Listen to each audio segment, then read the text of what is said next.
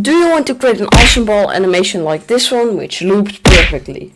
Well, first go to the link down below, it's the first one, and install the Scratch add-on. Create a brand new project, delete the cap, draw a brand new sprite, place the ball all the way on the top. Enable onion skinning and press this button.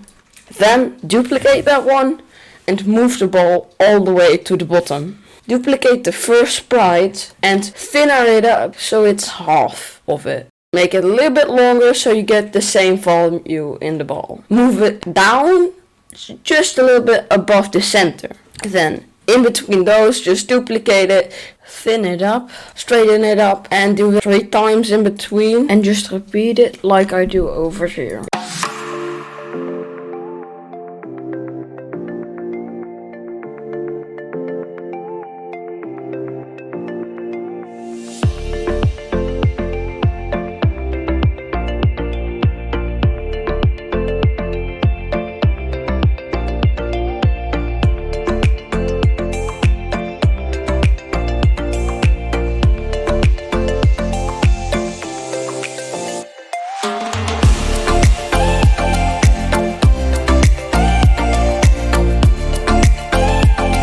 For the looping, so you can play everything, just copy this.